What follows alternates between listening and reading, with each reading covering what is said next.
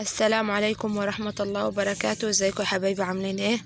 طبعا صباح الخير للي بيشوفنا الصبح ومساء الخير للي بيشوفنا بالليل. وحشتوني جدا جدا. هبدأ معاكم الفيديو من اول اليوم، واول اليوم طبعا ببدأ بتفطير الطيور، وهنفتح لهم كده مع بعض علشان انا بخليهم يطلعوا كده في الشمس اهو. طبعا انا بحبسهم كل يوم في العشة دي عشان البرد وكده. بسم الله ما شاء الله، الله اكبر اهو. شايفين كده احنا خرجناهم، ودي العشة بتاعتهم. طبعا هي مش مبنية، هي زي ما انتوا شايفين ده طوب، ده طوب انا رصاه. طبعا اللي عايز الخير ما بتوقفش على حاجة. يعني احنا هنا عندنا سطوح زي ما انتوا شايفين اهو، مش مبني ولا حاجة اهو، مش بنين ولا اي حاجة، بس ايه ما بوقفش على حاجة، لا مؤاخذة طبعا اهو. وهنا هطلع معايا طبعا بط صغير غير اللي انتوا شفتوه في الفيديو اللي فات. طبعا دي الدورة دي جايبينها لرمضان ان شاء الله.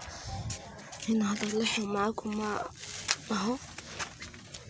طبعا دي برضو واحدة تاني انا حطاهم فيها، بس بغطيهم يعني بالليل اهو، زي ما انتوا شايفين انا جايبه لهم قفص كده وبغطيهم فيه بالليل اهو. شايفين بسم الله ما شاء الله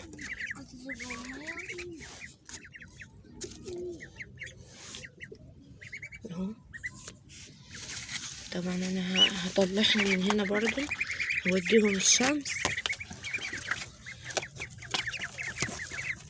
اهو.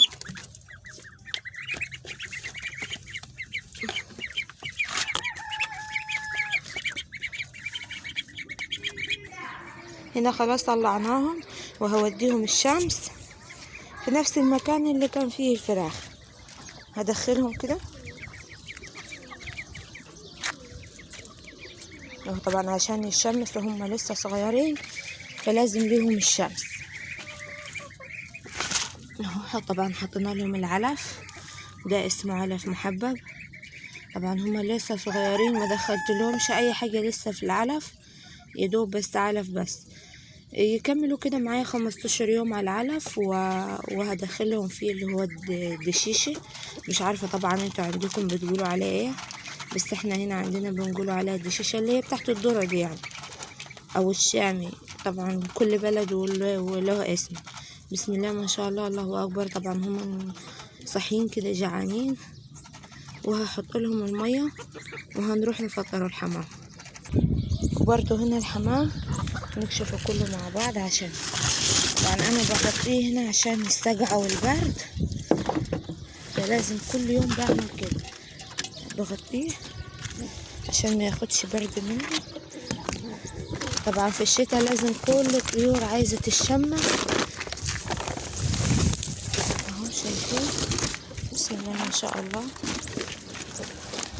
اللهم صل وسلم على سيدنا محمد.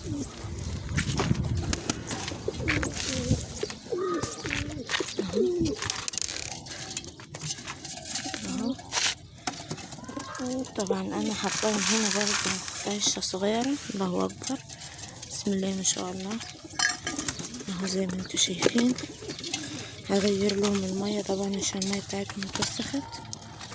وهنا خلاص فطرناهم وحطينا لهم المية بتاعتهم، ويلا بينا ننزل عشان نكمل بقية الفيديو.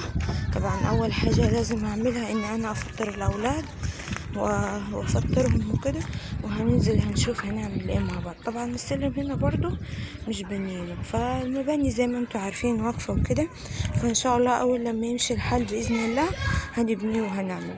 هننزل نحضر الفطار مع بعض. وهنا نزلت من عند الطيور، عملت الفطار فول وفلافل وقليت بطاطس وعملت سلطة، وبالهنا والشفا على قلب اللي هياكل ان شاء الله. وتعالوا تفضلوا افطروا معانا، هنفطر ونخلص فطار وهكمل معاكم الفيديو. يا رب كل فيديوهاتي تعجبكم، ولو عجبتكم ما تنسونيش في الاشتراك وتفعيل الجرس واللايك عشان يوصلكم منا كل جديد. يا رب كل فيديوهاتنا تعجبكم ان شاء الله.